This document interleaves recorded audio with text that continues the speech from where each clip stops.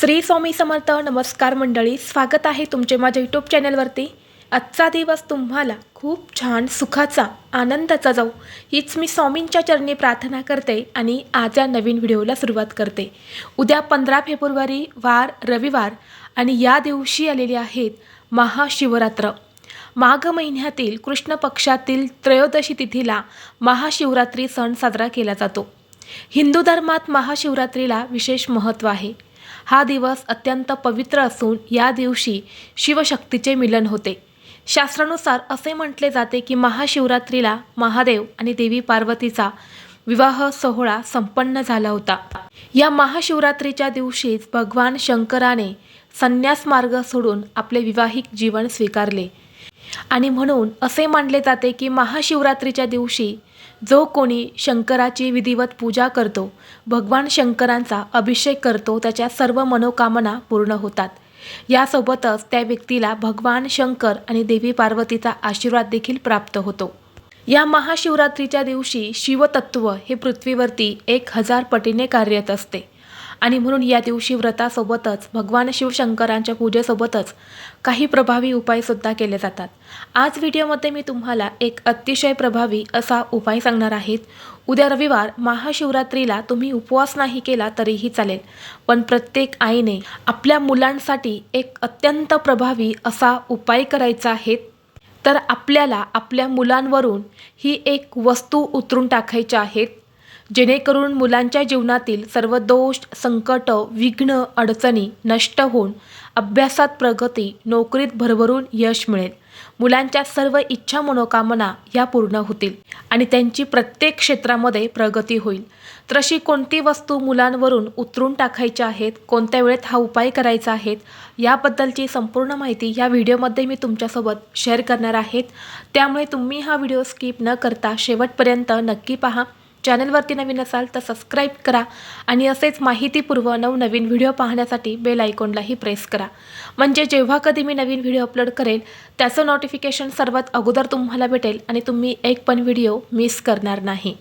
तर आज या व्हिडिओमध्ये मी तुम्हाला जो उपाय सांगणार आहे, तर हा उपाय आपल्याला उद्या रविवारी महाशिवरात्रीच्या दिवशी करायचा आहे. आपल्या घरातील अगदी लहान मुलांपासून ते मोठ्यांपर्यंत सर्वांसाठी हा उपाय तुम्हाला करायचा आहे. मुलं आणि मुले या दोघांसाठी हा उपाय तुम्हाला करता येणार आहेत. बघा, या महाशिवरात्रीच्या दिवशी खास करून मुलांसाठी काही प्रभावी उपाय जे आहेत तर ते आपल्या शिवपुराणात करण्यासाठी सांगितलेले आहेत आणि हे उपाय आपण जर या पवित्र दिवशी केले तर मुलांच्या जीवनातील सर्व समस्या ज्या आहेत तर त्या दूर होतात आणि मुलांची प्रत्येक क्षेत्रामध्ये प्रगती होत असते. महाशिवरात्रीच्या दिवशी आपण सर्वजण भगवान महादेवांची उपासना करत असतो. महादेव जे आहे तर ते सांब सदाशिव आहेत. आपल्या मनातील ज्या काही इच्छा मनोकामना आहे तर ते पूर्ण करण्याचं काम साक्षात भगवान महादेव करत असतात. महादेवांची सेवा प्रत्येकजण करत असतो. या पृथ्वीतलावर असणारे प्रत्येक मनुष्य, झाडं, झुडपं, पशु, पक्षी, प्राणी, जीव, जंतू, भूत, प्रेत, पिशाचा बाधा सर्वच महादेवाची उपासना करतात. असुरसुद्धा महादेवांची उपासना करत असतात, कारण महादेव प्रत्येक भक्ताला त्याच्या भक्तीचं, उपासनेचं शुभ फळ जे आहे तर ते देत असतात. आणि म्हणूनच आपल्याला मुलांसाठी हा जो उपाय आहे तर तो उद्या महाशिवरात्रीला करायचा आहे. आता उद्या हा उपाय आपल्याला संध्याकाळी करायचा आहे. संध्याकाळी तुम्ही 6 वाजल्यानंतर अगदी रात्री 12-1 वाजेपर्यंत हा उपाय तुम्ही कधीही करू शकता. कारण महाशिवरात्रीची रात्र जी आहे तर ती महान रात्र मानली जाते, सिद्ध रात्र मानली जाते. म्हणून रात्रभर महादेवांची उपासना जी आहे तर ती या दिवशी केली जाते. म्हणून तुम्ही रात्री हा उपाय कधीही करू शकता. सध्याच्या धावपळीच्या जीवनामध्ये प्रत्येक आईला आपल्या मुलांच्या उज्ज्वल भविष्याची काळजी असते. माझा मुलगा किंवा माझी मुलगी कोणत्याही क्षेत्रामध्ये मागे राहता कामा नये. त्यांना प्रत्येक क्षेत्रात यश मिळावं, त्यांची भरभरून प्रगती व्हावी किंवा मुलांच्या सर्व इच्छा पूर्ण व्हाव्यात, मुलांवरती कोणतेही संकट, विघ्न, अडचणी येऊ नये. त्याचबरोबर आपल्या घरात जर लग्नाच्या वयाचे मुलं मुली असतील तर त्यांच्या विवाहामध्ये अडचणी येऊ नये, त्यांचा विवाह लवकरात लवकर जुळावा, यासाठी सुद्धा तुम्ही हा उपाय जो आहे तर तो करू शकता. तसेच घरातील मुलं सतत हट्टीपणा करत असेल, चिडचिड करत असेल, सांगितलेली कोणतीही गोष्ट ऐकत नसेल, वाईट व्यसनी तुमची मुलं गेली असेल किंवा आई-वडिलांचं मुलं ऐकत नसेल, तर यासारख्या सर्व समस्या दूर होण्यासाठी तुम्ही हा उपाय जो आहे तर तो करू शकता. बऱ्याच वेळा मुलांच्या अडचणी दूर होण्यासाठी आपण प्रत्येकजण प्रयत्न करत असतो, परंतु ज्यावेळेस काही पवित्र अशा तिथी असतात ना, त्या तिथीवरती जर आपण काही उपाय किंवा सेवा केल्या तर त्या खूप जास्त प्रभावी ठरत असतात. त्या उपायांचा आपल्याला निश्चितच फळ प्राप्त होते. कारण या पवित्र तिथीवरती आपण काही उपाय जर केले तर त्या उपायांचं आपल्याला अगणित फळ जे आहे तर ते मिळत असतं. आणि म्हणून हा उपाय करण्यासाठी तुम्हाला सर्वप्रथम संध्याकाळी आपल्या देवघरामध्ये दिवा लावून घ्यायचा आहे. धूप दीप अगरबत्ती लावून वातावरण हे प्रसन्न करायचं आहे आणि यानंतर तुम्हाला हा उपाय करायचा आहे. उपाय करण्यासाठी आपल्याला 2 वस्तू लागणार आहेत. एक म्हणजे नारळ आणि दुसरी वस्तू म्हणजे पिवळी मोहरी. पिवळी मोहरी जी असते तर ती तांत्रिक क्रियांमध्ये वापरली जाते. पिवळी मोहरी घरातील नजरबाधा, मुलांचे नजरदोष दूर करण्यासाठी खूप प्रभावी मानली जाते आणि नारळामध्ये नकारात्मक ऊर्जा आकर्षित करण्याची खूप जास्त शक्ती असते. नारळावरती असणारे 3 डोळे हे भगवान शिवशंकरांचे त्रिनेत्र मानले जातात आणि म्हणून या दिवशी नारळासंबंधित काही उपाय जर केले तर ते खूप जास्त प्रभावी ठरत असतात. आता या 2 वस्तू आपण घेतल्यानंतर सर्वप्रथम आपल्यासमोर आपल्या मुलांना बसवायचं आहे.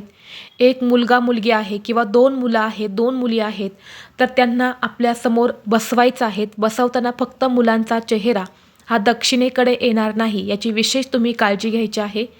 यानंतर हा नारळ आणि ही पिवळी मोहरी आपल्या हातात घ्यायची आहेत. सर्वप्रथम नारळाची शेंडी ही मुलांकडे येईल अशा पद्धतीने नारळ हा तुम्हाला मुलांवरून ज्या प्रकारे घड्याळाचा काटा फिरतो त्या प्रकारे 7 वेळा तुम्हाला ववाळून घ्यायचा आहे. आणि यानंतर जी पिवळी मोहरी आहे तर ती सुद्धा मुलांवरून तुम्हाला 7 वेळा उतरवून घ्यायची आहेत.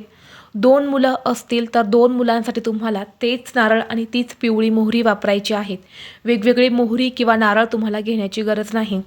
आणि यानंतर ही मोहरी आणि हा जो नारळ आहे तर हा तुम्हाला घरातून बाहेर घेऊन जायचा आहे आणि अशा ठिकाणी फेकून द्यायचा आहे की जो कुणी वापरणार नाही किंवा त्यातला प्रसाद कुणी खाणार नाही.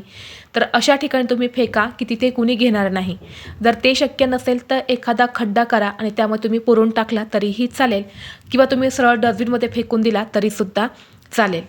आणि जेव्हा हा नारळ तुम्ही बाहेर फेकणार आहे तेव्हा तुम्हाला मनामध्ये एक सकारात्मक भाव ठेवायचा आहे की माझ्या मुलांच्या जीवनातील सर्व अडचणी दूर झालेल्या आहेत, मुलांची प्रगती होत आहे, मुलांना भरभरून यश मिळत आहे, असा सकारात्मक भाव ठेवून तुम्हाला हा जो उपाय आहे तर तो करायचा आहे. आणि हा नारळ फेकताना सुद्धा तुम्हाला हाच सकारात्मक भाव तुमच्या मनामध्ये ठेवायचा आहे. तसेच जर तुमची मुलं बाहेरगावी शिकायला असेल तर अशावेळी मुलांचा फोटो असेल तर फोटोवरून तुम्हाला हा नारळ आणि ही मोहरी जी आहे तर ती उतरवून घ्यायची आहेत. तसेच हा उपाय तुम्ही तुमच्या घरात एखादी व्यक्ती सतत आजारी राहत असेल, सतत त्या व्यक्तीला दवाखाना चालू असेल तर त्या व्यक्तीसाठी सुद्धा तुम्ही हा उपाय जो आहे तर तो करू शकता. हा उपाय नजरदोष, नजरबाधा दूर करण्यासाठी खूप प्रभावी मानला जातो. म्हणून मुलांसाठीच नाही तर मोठ्या व्यक्तींसाठी सुद्धा आपण हा उपाय जो आहे तर तो करू शकतो. त्याचबरोबर या महाशिवरात्रीच्या दिवशी प्रत्येकाने आपल्या मुलांच्या गळ्यामध्ये रुद्राक्ष जो आहे तर तो नक्की घाला. जर आपल्या मुलांच्या गळ्यात रुद्राक्ष असेल तर आपल्या मुलांवर कोणतेही संकट, विघ्न, अडचणी ज्या आहेत तर त्या कधीच येत नाही. जो रुद्राक्ष असतो ना तो खूप चांगला असतो. यामुळे मुलांचं अभ्यासात लक्ष जे आहे तर ते केंद्रित होत असतं. मुलांची बुद्धिमत्ता जी आहे तर ती सुद्धा वाढत असते. तर तुम्ही बघा मुलांमध्ये सकारात्मकता, आरोग्य आणि शांत स्वभाव जर तुम्हाला मुलांमध्ये हवा असेल तर तुम्ही मुलांना 5 मुखी रुद्राक्ष घालायचा आहेत.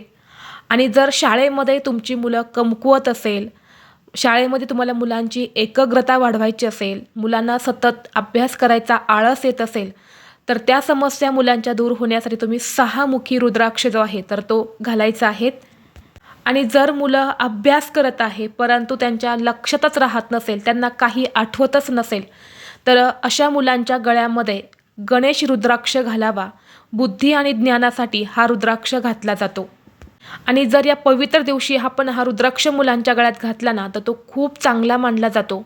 आणि म्हणून तुम्ही नक्कीच उद्या मुलांच्या गळ्यामध्ये रुद्राक्ष धारण करू शकता. रुद्राक्ष हा जिथे कुठे शिवमंदिर आहे तर तिथे सुद्धा विकायला असतात, तिथून तुम्ही घेऊ शकता. किंवा जिथे कुठे पूजा भांडार आहे, पूजाचं साहित्य मिळते, तिथे सुद्धा रुद्राक्ष असतात, तर तिथून सुद्धा तुम्ही रुद्राक्ष आणायचं आहेत. रुद्राक्ष घालण्यापूर्वी सर्वप्रथम गंगाजलाने धुवून काढायचं आहेत. यानंतर लाल रंगाचा जो कलव्याचा धागा असतो त्यामध्येच हा रुद्राक्ष घालून तुम्हाला परिधान करायचा आहे. तर ही अत्यंत महत्त्वाची माहिती मला तुमच्यापर्यंत शेअर करायची होती. व्हिडिओ तुम्हाला आवडला तर लाईक करा, चॅनलवरती नवीन असाल तर सबस्क्राईब करा आणि असेच माहितीपूर्व नवनवीन व्हिडिओ पाहण्यासाठी बेल आयकॉनलाही प्रेस करा. म्हणजे जेव्हा कधी मी नवीन व्हिडिओ अपलोड करेल त्याचं नोटिफिकेशन सर्वात अगोदर तुम्हाला भेटेल आणि तुम्ही एक पण व्हिडिओ मिस करणार नाही.